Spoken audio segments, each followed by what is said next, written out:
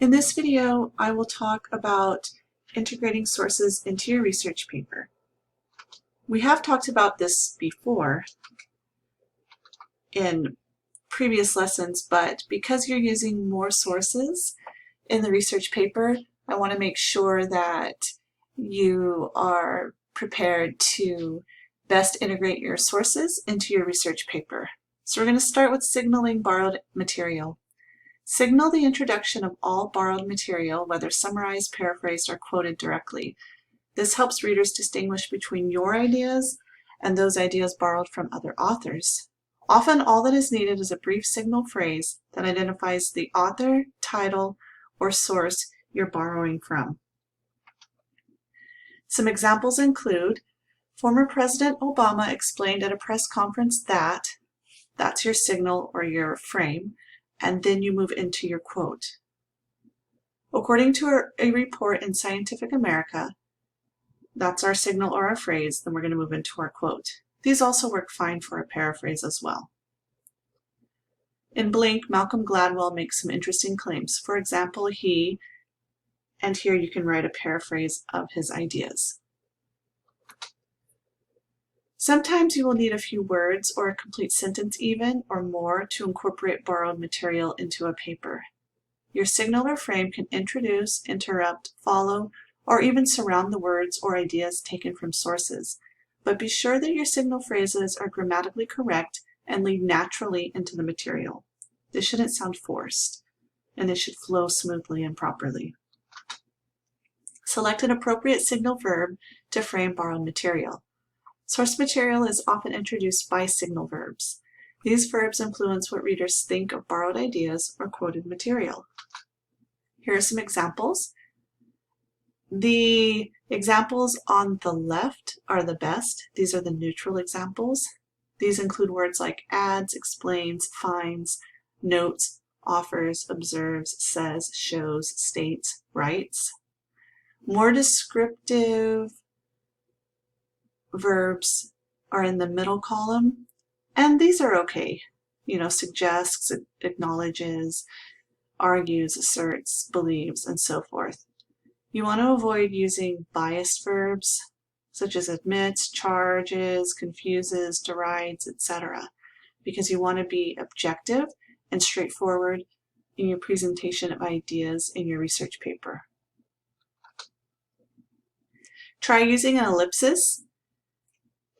An ellipsis is a series of 3 points with spaces between them inserted into a quotation to indicate the omission of material from the original quotation.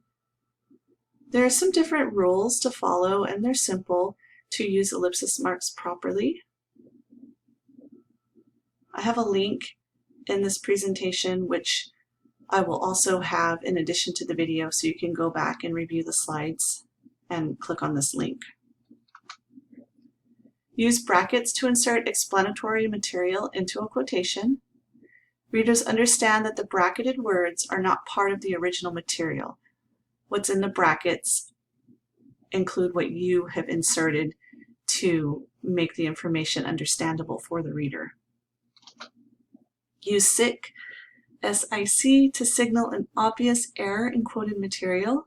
When you quote something, you're obligated to reproduce the quotations exactly as they appear, but if the information is incorrect, adding SIC allows you to highlight the error. For example, in this quote, they made their beds. There is the incorrect form. It should be T-H-E-I-R, right? So if you want to indicate that you are not making this error, but it's in what was quoted, you can use this as a way to do so.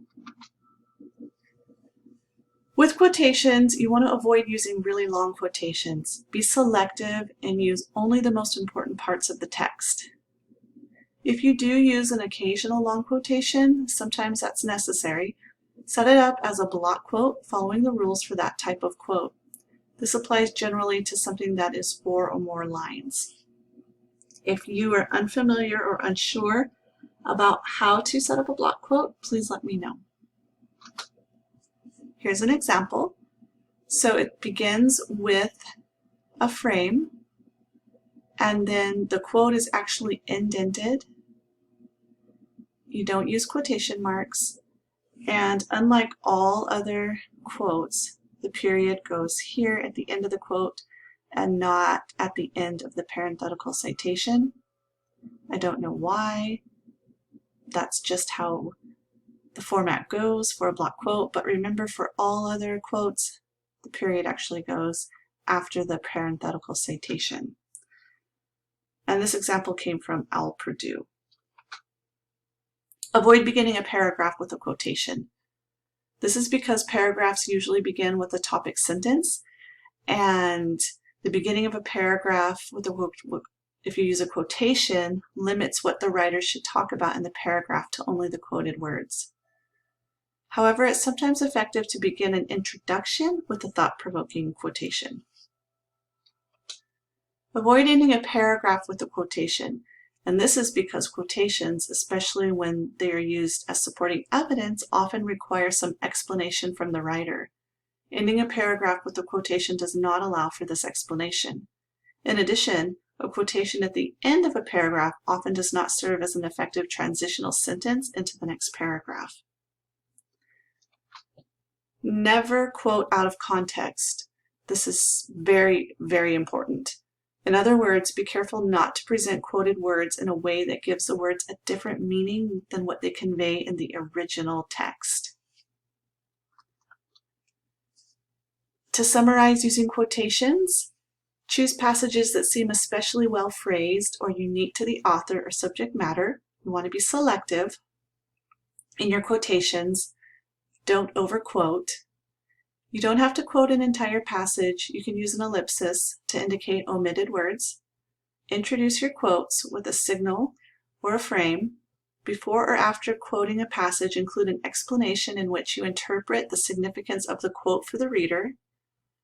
If you're having trouble paraphrasing, that means putting again someone else's ideas into your own words. That may be a sign that you should actually use a direct quote. And shorter quotes are generally incorporated into the flow of a sentence, while longer quotes may be set off in blocks. So you use a block quote for something longer than 4 or more lines. Some tips for paraphrasing.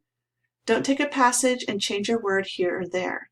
If the information is too close to the original, even if it follows a similar sentence structure, it may be considered plagiarism. You can use Turnitin.com as a way to check your paraphrases.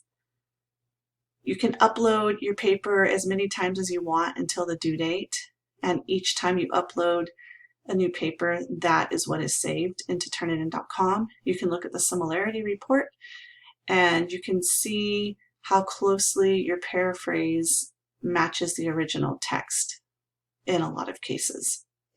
Read the passage, reflect upon it, and restate it in a way that is meaningful to you within the context of your paper. After reading the passage that you want to paraphrase, look away from it and imagine explaining the main point to another person. After paraphrasing the passage, go back and compare it to the original. Are there any passages or phrases that have come directly from the original source? If so, you should rephrase or put the original in quotation marks. For your borrowed ideas in general, so this includes direct quotes and paraphrases, again, don't rely too heavily on them.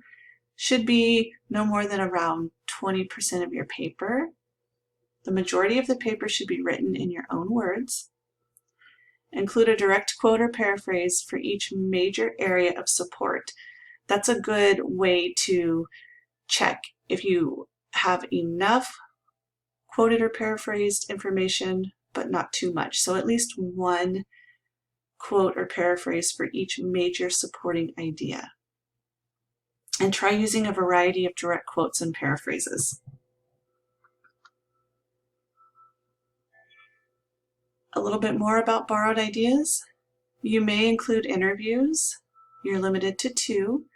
The interviewees should be subject matter experts related to your topic, but you need to be sure that you include an in-text citation and the specific type of interview, who was interviewed on what day, in the Works Cited page. If you need help formatting that, please let me know. Also, if you use any visual aids, such as maps, charts, cartoons, comic strips, advertisements, memes, pictures, whatever, you have to include citation information for that in the Works Cited page, unless it's something that's copyright free and there's no information about the source that you've included in your paper. And again, if you're in doubt whether or not you should include source information, just include it. If you have any questions about citing information, please let me know. Again, I'm happy to help you. And for our specific assignment, you need to include at least one direct quote or paraphrase from each separate source. And remember, you only include sources that you directly refer to by either quoting or paraphrasing in the Works Cited page. And these should be the same sources that you used for the annotated bibliography assignment. That concludes this presentation. Thank you.